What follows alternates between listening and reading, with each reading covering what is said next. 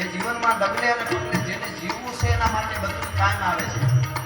બાકી નાથ મોરડા કાઢીને કે હોય એને કાંઈ લેવા દેવા હોય છે. જેને જીવવું છે એના માટેની આ બધી વાતો છે. જીવનનું ઘડતર આનાથી થાય છે. શબ્દમાં જે ચાણક્યએ કીધું છે, ધરતી માથે કોઈ રત્ન હોય તો દુરેશે 3 રત્નો કીધા. ધરતી ઉપર કોઈ રતન હોય તો અન્ન, જળ અને વચન, બોલવું. એના ઉપર બહુ વિચારો વિચારીને બોલવાનું. કારણ કે એને એક રતન કીધું છે. અન્ન ને રતન, જળ અને વચન, આ 3 જ રતન સાચા છે. અને એ હકીકત છે ને. આપણને કોઈ ડોક્ટર કહી દે એકચ્યુઅલી દુનિયાનો મોંઘામાં મોંઘો મોબાઈલ તમે રાખો, મોંઘામાં મોંઘી ગાડી તમે રાખો, મોંઘામાં મોંઘી હવેલી બનાવો, બંગલો બનાવો, બધું કરો, પણ એકચ્યુઅલી ખાવા પીવાનું નહીં, તો શું દિશા થાય? સાચા રતન તો એ છે. એમ વચનની પણ તાકાત છે, શબ્દની પણ એક તાકાત છે. તમે બોલો એની પહેલા વિદ્યાર્થી મિત્રોને હું કહી દઉં, થોડું તારણ તરીકે આવ્યો એટલે અમુક શબ્દો આ તો હોરર છે. અને અહીંયા તો સંસ્કારી યુનિવર્સિટી ગરવા ગિરનારની ગોદમાં છે. પણ હું મારા પ્રોગ્રામમાંથી કહેતો હું છું, આજ કહીશ. મા બાપે કાળી મહેનત કરીને, કાળી મહેનત એટલે પછી ઓફિસમાં હોય તો એ કરે છે તો બરોબર, અને કોઈ ખેડૂત હોય તો ભલે કોઈ પણ વ્યવસાયમાં, અને એને એમ હોય કે મારા બાળકો, મારી દીકરી કે દીકરો આગળ આવે, તો તમને જે સમય મળ્યો છે એનો ઉપયોગ કરી લેજો. દુનિયામાં બધું મળે, સમય નથી મળતો. કિંમત સમયની જ છે, ટાણાની જ છે. ઘણી વાર હું દાખલો દેતો હોઉં છું કે હું અત્યારે અહીં દુહાસન ગાઉં છું એટલે બધાને મજા આવે છે. આનું આ કાલે બપોરે 12 વાગે એકલો આવીને દુહાસન તમે બધા એમ કહો, એટલે કાલે બોલતા તો કઈ ફેર નતો. પછી મગજ સટકી ગયો લાગે, એ આનું આ બોલું તોય કાલે શું કામે? એ સમય નથી, સમય અત્યારનો છે. એમ સમયની ટાણાની. વિદ્યાર્થી મિત્રો, ટાણા હાચવી લેજો. જેણે જેણે હાચવા ટાણા એના ઇતિહાસ લખાણા. તમને સમય મળ્યો છે, ટાણું મળ્યું છે. ઘણાને શું થાય ખબર? લૂડો રમે, ફલાણો રમે, ઓલી પબજી. એકચ્યુઅલી એ સમય નથી જતો. હવે 100 વર્ષ ત્યાંથી 70 પૂગી ગયા, અને 30 વર્ષ તો અમે નીકળી ગયા, તોય તમારો સમય ન જતો હોય કસણાઈ કહેવાય ને. જે સમય મળ્યો છે એનો ઉપયોગ કરી લેવો. અંદર ખુમારી રાખવી, મજબૂતાઈ રાખવી. માતા બહેનોને કહું, બાળકોને આમ લીમડે સડાવી દો, પછાડી દો, ઢીકા દબેડી દો, વાંધો નહીં, મજબૂત થાય. જેના મા બાપે ઊભા મોરના દીધા હોય એના બાળકો કદી માર ખાઈ નહીં આવે કોઈની. હા, બાકી તો બહુ પોચું માયલું દેખવી, માર ખાય છે, તો માર ખાઈને આવી છે બહુ. હા, બેનો આપણા ભોળા બહુ આમ જાહેરાતો ઉપર બહુ જાય. તમે તમારો રોલ મોડેલ રાખવા હોય તો મહાપુરુષો, સતી નારીઓ, વિરાંગનાઓ. ભારતમાં તાણ નથી, કલાકોની કલાકો સુધી બોલો તો ખૂટે એમ નથી, રાયતોની રાયતો ન ખૂટે એવી વાતો છે. આપણે તો શું વિદેશની વાત કરો તો બધાની નજર ખેંચાય. પણ એક વાત કહી દઉં, દુનિયાના દેશોને લુગડા કેમ પહેરવા એ નહોતી ખબર. તેથી ભારત વર્ષમાં યુનિવર્સિટીઓ હાલતી હતી, સાધુડાને તક્ષશિલા, નાલંદા, કોકદીક વાંચો તો ખબર પડે. એ ભારત વર્ષ છે. એ એટલે કહેવાનો અર્થ આપણામાં કાંઈ નથી એવું એક તો કોઈ દી ન વિચારવું. સામે વાળામાં કંઈક છે ને આપણામાં નથી એવું નહીં. એટલે સમયનો ઉપયોગ કરી લેવાનો હોય. આપણે ટાણાનો ઉપયોગ, સમયનો ઉપયોગ. જેને ટાણા હાથવી લીધા એની વાતો જગતના ચોકમાં કાયમના માટે રહીએ. એ વાતો કરવા માટે આવ્યો છું. આ બધા ગીતો છે ને એ વિરત્વ ભરે છે તમારામાં. અમારા અમુક સપાકરાઓ એવા છે, કોરોના વખતે ઘણાને આમ ઓક્સિજન ઓછું થઈ જતું હોય ને, 70 પૂગી જાય ને, 7-8 સપાકરા એક ધારા સાંભળે હોય પૂગી જતું પાછું. શબ્દની તાકાત છે યાર.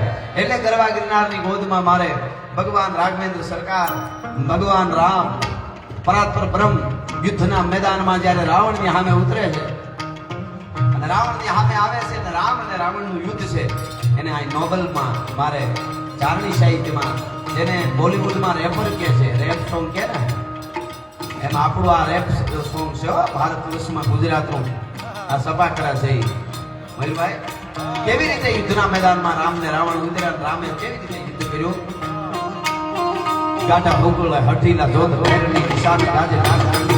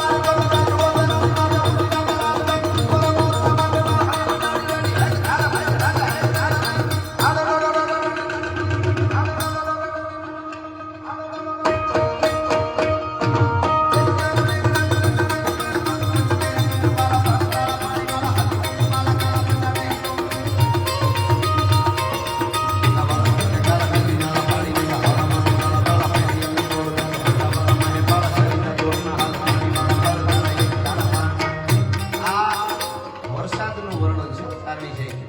ગુજરાતીમાં કેવું હોય તો બહુ વરસાદ પડ્યો એટલી જ વાત. શિસ્ત સાહિત્યમાં જવું હોય તો ટપક ટપક પાણી પડે અને ઝાડનું પાંદડું હલે. ટપક ટપક પાણી વરસે ને ઝાડનું પાંદડું હલે, ઝાડનું પાંદડું હલે ને મારું દલડું જલે. લે આહા યુવાધન અહીંયા બધા બેઠા છે. આ દેશ પ્રેમનો પણ દેશ છે, પણ પ્રેમ શુદ્ધ હોવો જોઈએ. અહીંયા દુહાવો કીધા છે, પ્રેમના પ્રાગવડ હેઠ અહીંયા કંઈક પ્રીતાળું પોઠી ગયા, બાકી રાકા રોતા રહ્યા ભૂડા ને મોયે ભૂદરા. અરે પ્રેમના ઉમીટા પૂમ એમાં અણતારું ઓબા લીએ, બાકી કોક તરિયાવ તાગ લીએ એમાં ભમરિયું વીંધીને ભૂદરા. મારે કહેવાનો અર્થ મારો એ છે કે શુદ્ધ પ્રેમ વસ્તુ જુદી છે. શાક માર્કેટમાં બકાલું લેવા જાવ થઈ જાય પાછા સાયલી માથે ઉતરી જાય. હા મેં દીધું તું એ દિલ હજુ યાદ છે, પછી ખૂબ ભર્યા હતા હોટલું ના બિલ હજુ યાદ છે. અરે તમારી ભરી થાય. ભણવામાં ધ્યાન દો. શુદ્ધ પ્રેમ જરૂરી છે. આપણે ત્યાં પ્રેમની કવિતાઓ છે, ગીતો છે. શુદ્ધ પ્રેમ હોય તો પ્રકૃતિ વાતો કરે આપણી સાથે, એ વસ્તુ જુદી છે. પણ સાહિત્યમાં ખોટા ઉતરી જાય. મેરે જનાજે में सारा शहर निकला मगर वो जालिम न निकली जिसके लिए मेरा जनाजा निकला. नरવો ધૂપ જેવો સર હું કામ જનાજા કાઢી આવે એમનો એમ વાત નથી. પણ મારો કહેવાનો અર્થ કે સીધું ગુજરાતીમાં કેવું હોય તો બહુ વરસાદ પડ્યો એની વાત. શિસ્ત સાહિત્યમાં કેવું હોય તો આવી રીતે ટપક ટપક પાણી પડે ને ઝાડનું પાંદડું હલે એની વાત. લોક સાહિત્યમાં કેવી હોય તો ભગત બાપુ કહેતા, લાવ્યો લાવ્યો કટોરો લાવ્યો કાંગસી, મારો સાહેબો લાવ્યો લીલી ઓઢણી. પણ ઈ બહુ વરસાદ પડ્યો બાપા એટલી જ વાત. ચારણી સાહિત્યમાં કેવી હોય તો તમને આમ વાતાવરણમાં લાગી જાય કે ના વરસાદ આવ્યો. ચેડા મસાડી વાદળા કાળા દોબલા તમારે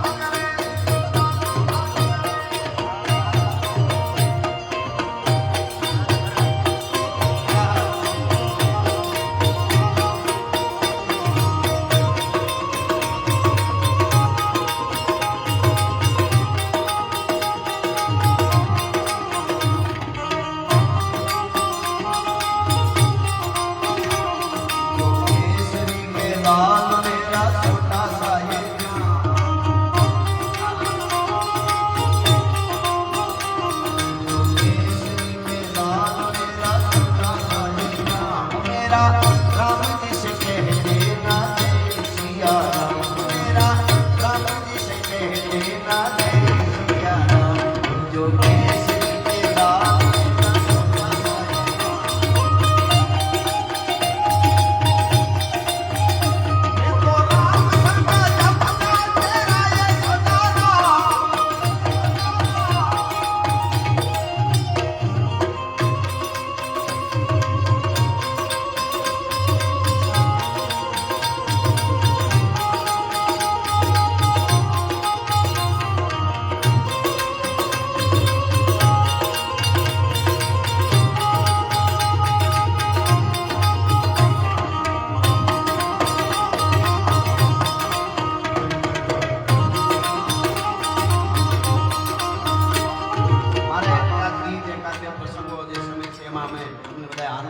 પણ અહીંયા ભારતનું ભાવિ એટલું બધું બેઠું છે.